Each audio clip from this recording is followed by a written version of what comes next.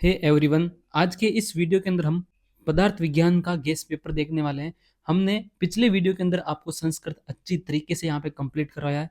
संस्कृत का पूरा pattern paper हमने कंप्लीट करवाया है और मैंने आपके लिए 100% संस्कृत को दिया है कि जितना मेरे से हो सकता है आपको अच्छे से अच्छे यहाँ पे मार्क्स मिले और अच्छा से अच्छा आपको जो है पैटर्न प्राप्त हो। साथ ही में आज हम इस वीडियो के अंदर गैस पेपर देखने वाले हैं पदार्थ विज्ञान का। ये जो है गैस पेपर ये सारी यूनिवर्सिटी के लिए काम में आ जाएगा, यानी कि सभी यूनिवर्सिटी के लिए इंपॉर्टेंट क्वेश्चन इस गैस पेपर के अंदर है। ये जो गैस पेपर है हमारा, ये आपके मार्क्स को एक प्रकार से टर्बो मोड पे लेके आएगा। यानी कि गैस पेपर से क्या होता है कि आपको एक अच्छा डायरेक्शन वहाँ पे मिलता है, यानी कि आपके जो मार्क्स को डायरेक्शन मिलता है और आपके कॉन्फिडेंस को भी यहाँ पे डायरेक्शन मिलता है। तो सबसे पहले तो हम वीडियो को शुरू करते हैं और कुछ यहाँ पे मैं आपको टिप्स बता रहा हूँ कि कैसे क्या अपन को आगे करना है, कैसे क्या हमारे पेपर यहाँ पे आगे बढ़ेगा। क्योंकि आपके 2 पेपर यहाँ पे कंप्लीटली पूरे हो चुके हैं। अब जो आगे 3 पेपर और बचे हैं और 3 पेपर में हम आपके लिए यहाँ पे पूरी कोशिश करेंगे कि आपको यहाँ पे गेस पेपर अच्छा से अच्छा मिले, आपके मार्क्स हर एक सब्जेक्ट के अंदर अच्छा बूस्ट हो। तो सबसे पहले जो है, जैसे ही आपको पेपर प्राप्त होगा तो पेपर मिलने के बाद आपको उस क्वेश्चन को समझना है। ऐसा नहीं कि सीधा यहाँ पे आप क्वेश्चन लिखने लग जाओ और बाद में आपको पता चले कि क्वेश्चन क्या कह रहा है एक्चुअल में। इसलिए आपको अच्छे से क्वेश्चन को समझना है। उसके बाद जो है, कितने पेज यहाँ पे आपको भरने हैं एसएक्यू के लिए और एलएक्यू के लिए। ये बहुत ही यहाँ पे काफ़ी स्टूडेंट का मैसेज था कि सर हम कितना क्या कंटेंट लिखें। तो इसके लिए जो एसएक्यू है वो आपको 2 पेज के अंदर लिखना है। मैक्सिमम 2 पेज आपको एसएक्यू लिखना है। इससे ज़्यादा आप भरोगे तो आपका टाइम प्रॉब्लम हो जाएगा, आपको टाइम मिलेगा ही नहीं। इसलिए आपको 2 पेज ही सीमित रखना है, 2 पेज तक कंटेंट जो है आपको एसएक्यू के अंदर रखना है।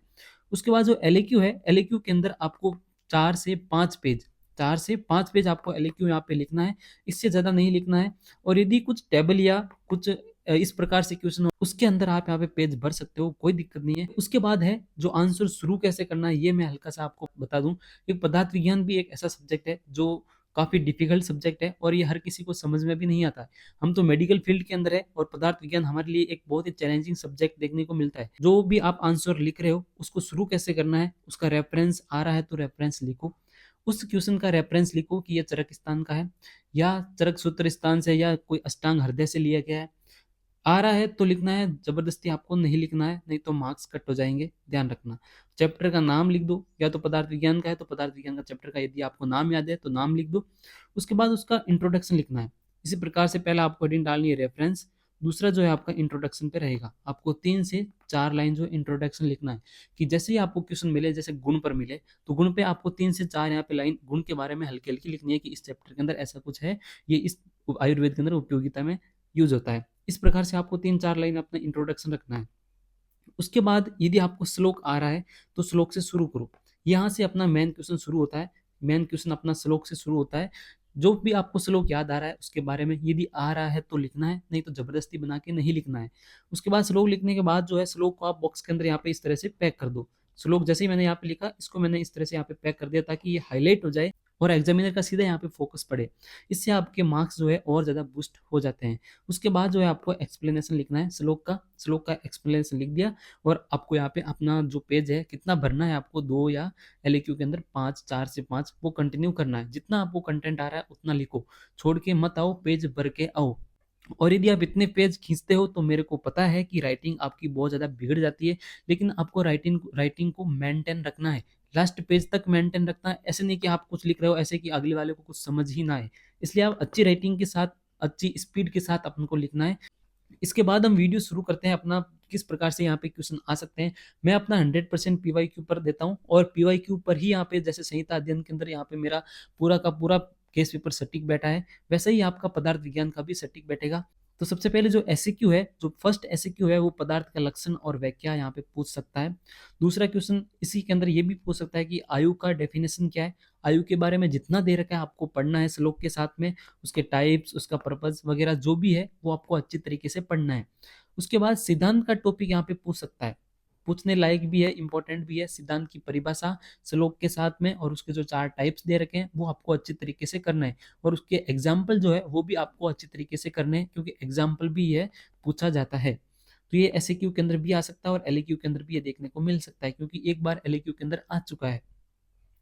उसके बाद जो दूसरा एसएक्यू है वो आपका दर्शन पर रहेगा कि दर्शन क्या है, उसके प्रकार क्या है, उनका इंट्रोडक्शन आपको आना चाहिए। सांख्य, योग और वैशेषिक दर्शन, आपको 3 में से कोई एक दर्शन देखने को मिलेगा एसएक्यू के अंदर। उसमें भी आपका योग और अष्टांग योग आपको अच्छी तरीके से करना है। अष्टांग योग का जो चार्ट दे रखा है, जो उसके टाइप्स है, जो उसके सब टाइप्स है, वो आपको अच्छी तरीके से करना है। इनमें से जो भी वाद दे रखे हैं इसके अंदर, इन तीनों के अंदर जो भी वाद है, जो भी सिद्धांत अंदर दे रखे हैं, वो आपको अच्छी तरीके से पढ़ना है। और नास्तिक और आस्तिक दोनों के वहां पे वाद पढ़ लो, जैसे कि स्वभाववाद है, इस तरह के जो सारे हैं वो आपको अच्छी तरीके से पढ़ना है, क्योंकि क्वेश्चन सीधा सीधा यहाँ पे ये आ सकता है। उसके बाद जो तीसरा एसक्यू है वो आपको द्रव्य पे रहेगा। उसका डेफिनेशन, उसका क्लासिफिकेशन आपको अच्छी तरीके से करना है। आत्मा और मन को अच्छी तरीके से करो, और मन के जो विषय है, मन के जो कर्म है, मन के जो गुण है, उनके श्लोक के साथ में अच्छी तरीके से करो, है ना। श्लोक के साथ आपको ये तैयार करना है कंटेंट। और 5 महाभूत है, उनमें से पृथ्वी, आकाश और वायु, इन 3 महाभूत से कोई ना कोई यहाँ पे आपको क्वेश्चन देखने को मिलेगा एसक्यू के अंदर। इसलिए 3 महाभूत को अच्छी तरीके से कर लो, 2 पेज के लायक यहाँ पे कंटेंट तैयार कर लो, ताकि आपका 2 पेज सफिशिएंट रूप से भर जाए। उसके बाद जो चौथा एलएक्यू है, उसको वो जो है वो आपके गुण पर रहेगा। गुण के लक्षण क्या है, गुण की व्याख्या, ये आपको अच्छी तरीके से आना चाहिए। सारे श्लोक जो गुण के दे रखे हैं, जैसे गुण आमंत्रण है, उसकी जो निरुक्ति है, इस प्रकार के जो छोटे छोटे श्लोक कोटेशन है, वो आपको याद होने चाहिए पदार्थ के अंदर। गुण है, उसकी टेबल बना रखी है, टोटल गुण आपको आना चाहिए, वो टेबल आनी चाहिए। यदि गुण के अंदर आप बिना पूछे टेबल भी बना के आते हो तो भी अच्छे मार्क्स मिल जाते हैं। यदि आपको कुछ नहीं आ रहा है, आप टेबल बना के आ रहे हो, तो भी आपको यहाँ पे मार्क्स मिलते हैं। उसके बाद जो पराधी गुण मेरे हिसाब से आएगा, पराधी गुण इंपॉर्टेंट है, पूरा का पूरा आपको करके जाना है। इनके अंदर भी श्लोक के जो कुछ कोटेशन है वो भी आपको याद करके जाना है। श्लोक के कोटेशन इंपॉर्टेंट होते हैं, क्योंकि उनको हाईलाइट करने पर जो एसएक्यू, जो एलएक्यू है, वो बहुत अच्छा दिखता है। आगे वाले को भी लगता है कि हाँ, बच्चे ने अच्छी पढ़ाई की है, श्लोक भी याद कर रखा है। और छोटे छोटे श्लोक है, गुरुवादी गुण के अंदर 20 छोटे छोटे से श्लोक है, पराधी गुण के अंदर 8 से 9 श्लोक है। इतने ही आपको करने हैं, एक दो के तो ऐसे अलग ही दे रखे हैं, वो आपको याद नहीं करना है। उसके बाद जो पांचवा एसक्यू रहेगा वो कर्म पर रहेगा। वो तर्क संग्रह के अनुसार पूछेगा। किसके अकॉर्डिंग? तर्क संग्रह के अनुसार आपको कर्म का यहाँ पे टॉपिक तैयार करना है, उसकी व्याख्या, उसके प्रकार, उसके लक्षण, आयुर्वेद में इसकी क्या उपयोगिता है, ऐसा क्वेश्चन आपको देखने को मिलेगा। इसलिए आपको कर्म जो है तर्क संग्रह के अनुसार अच्छे तरीके से करके जाना है। तर्क संग्रह इंपॉर्टेंट है, ध्यान रखना। उसके बाद यदि आपको सारे नोट्स चाहिए मेरे, जो भी मैं लेक्चर लेता हूँ, जो भी मैं गेस्ट पेपर निकालता हूँ, उनके जो लेक्चर के नोट्स है वो आपको चाहिए। पीवाईक्यू के सॉल्यूशन यहाँ पे डाल रखे हैं मैंने, और जो भी मैं गेस्ट पेपर अभी बना रहा हूँ, वो सारे के सारे जो टॉपिक्स है, जो ट्रिक्स है, वो यहाँ पे मेरे मास्टर प्रोग्राम के अंदर आपको मिल जाएगा। यदि आपको ज्वाइन करना है तो आप मेरे व्हाट्सएप पे यहाँ पे कांटेक्ट करो मेरे से। आपको मिनिमम सब्सक्रिप्शन लेना है और आप मेरे ग्रुप के साथ ज्वाइन कर सकते हैं। छठा एसक्यू देखने को मिलेगा, वो आपको तर्क संग्रह के अनुसार सामान्य और विशेष की व्याख्या, उसके टाइप्स इंपॉर्टेंट है, ध्यान रखना। छठा जो है एसक्यू है, वो आपको तर्क संग्रह के अनुसार देखने को मिलेगा। सामान्य की व्याख्या पूछ सकता है, या जो है विशेष की व्याख्या पूछ सकता है। दूसरा क्वेश्चन हो सकता है कि वो प्रवृत्ति रूपयस्तु की व्याख्या यहाँ पे सीधा सीधा क्वेश्चन पूछ ले। सिंपल सा क्वेश्चन, सीधा सा क्वेश्चन ये देखने को मिल सकता है। उसके बाद जो सातवां एसक्यू है, वो आपको अभाव के बारे में रह सकता है। अभाव का लक्षण क्या है और उसके जो प्रकार है वो क्या है। अभाव के लक्षण और प्रकार इंपॉर्टेंट है। यूनिवर्सिटी का ये फेवरेट टॉपिक रहता है, क्योंकि काफी स्टूडेंट इसको छोड़ के जाते हैं। इनके टाइप्स भी थोड़े अलबेले हैं, आपको याद नहीं रहते, इसलिए वो पेपर के अंदर आते ही आते हैं।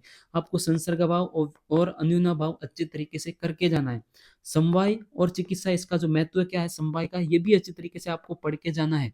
ये 2-3 टॉपिक आपको तैयार करके जाना है 7वां एसक्यू के लिए। उसके बाद जो 8वां एसक्यू है, वो चरक के अकॉर्डिंग रहेगा। आत्मा का लक्षण क्या है, चरक के अनुसार दिशा और काल का लक्षण क्या है, उसके टाइप्स, उसकी व्याख्या, जितना है उतना आपको सफिशियंट जो कंटेंट है पढ़ के जाना है। आत्मा, दिशा और काल, ये आपको अच्छी तरीके से करके जाना है। तम के बारे में जितना भी दे रखा है अपने सिलेबस के अंदर, वो आपको अच्छी तरीके से यहाँ पे करके जाना है। एक चैप्टर के लास्ट के अंदर तम के बारे में अपना कंटेंट दे रखा है, इसलिए आप वो भी अच्छी तरीके से करके जाओ, क्या पता तम का क्वेश्चन फंस जाए। अब तो ये हो गए अपने एसक्यू। इसी प्रकार से आपको एसक्यू करने भी है अपनी बुक के अंदर। कैसे? आपको एक लाइन से यहाँ पे एसक्यू लिखना है। 1 से 8 तक एसक्यू पहले करने हैं, उसके बाद एलक्यू पे आपको आना है।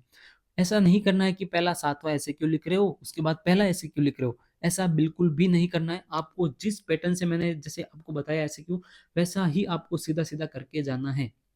ओके, उसके बाद हम एलक्यू देखते हैं। तो एलक्यू के अंदर जो है, पहला क्वेश्चन हो सकता है कि आपको सिद्धांत के बारे में पूछे। पहला ही क्वेश्चन सिद्धांत को आपको पूछ सकता है, उसका श्लोक यहाँ पे पूछ आपको याद करना है, उसका श्लोक इंपॉर्टेंट है, ध्यान रखना सिद्धांत का, उसके टाइप्स इंपॉर्टेंट है और उसके जो एग्जाम्पल दे रखे हैं वो इंपॉर्टेंट है। ये ऐसे क्यू के अंदर भी आ सकता है और एल क्यू के अंदर भी आ सकता है। जो दर्शन है उसका आपको नॉर्मल इंट्रोडक्शन याद करना है, पढ़ना है, उसके टाइप्स क्या होते हैं वो आपको देखने हैं, किसने कौन सा दिया है ये भी आपको याद रखना है, और सभी दर्शन का इस प्रकार से आपको याद रखना है।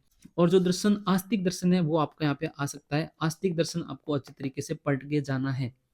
ओके, उसके बाद अष्टांग योग भी यहाँ पे इंपॉर्टेंट है, अष्टांग योग पढ़ के जाओ, आस्तिक दर्शन अच्छे से करके जाओ। दर्शन का आयुर्वेद में क्या इंपॉर्टेंस है ये भी आ सकता है।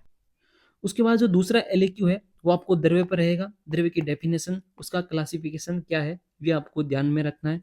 जो भी नवकारक द्रव्य दे रखे हैं वो इंपॉर्टेंट है, और उनका उत्पत्ति क्रम जो है, द्रव्य का उत्पत्ति क्रम या जो पृथ्वी का किसी का भी उत्पत्ति क्रम जो एक चैप्टर के अंदर दे रखा है वो आपको अच्छी तरीके से पढ़ के जाना है। और पृथ्वी महाभूत और आकाश महाभूत से कोई एक महाभूत यहाँ पे आ सकता है, उसकी उत्पत्ति, उसके गुण और उसका आयुर्वेद में महत्व क्या है। कोई भी एक महाभूत आ सकता है, मुझे जहां तक लग रहा है पृथ्वी और आकाश महाभूत से आएगा।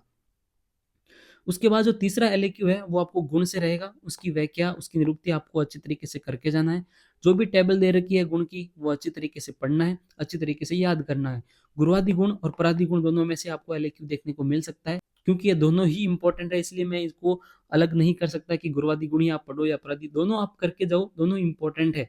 इनका आयुर्वेद में चिकित्सा क्या है ये देखना है आपको मेन, क्योंकि ये पूछता ही पूछता है यदि परादि गुण पूछा तो। इनके जो श्लोक है, छोटे छोटे से कोटेशन है वो आपको करके जाना है, क्योंकि एमसीक्यू के अंदर भी यहाँ से सीधा देखने को मिलता है, छोटा सा कोटेशन आपको दे देगा एमसीक्यू के अंदर और सीधा जो है क्वेश्चन आपको देखने को मिलेगा। चौथा जो है यहाँ पे सामान्य विशेष सिद्धांत पे आ सकता है, सामान्य विशेष सिद्धांत इंपॉर्टेंट है, आपको श्लोक याद होना चाहिए इसका। चिकित्सा महत्व क्या है इसका, इसका एग्जाम्पल आपको याद करना है। तर्क संग्रह के अनुसार सामान्य की व्याख्या क्या है, यह आपको 80% चांस है कि आने के ये आ सकता है, या तर्क संग्रह के अनुसार विशेष भी पूछ सकता है, ऐसी कोई बड़ी बात नहीं है। बट मेरा जहां तक मेरा अनुमान है आपको सामान्य ही पूछेगा, उसकी व्याख्या, उसका प्रकार और उसका चिकित्सा महत्व क्या है, इतना आपको करके जाना है चौथा एलएक्यू के लिए।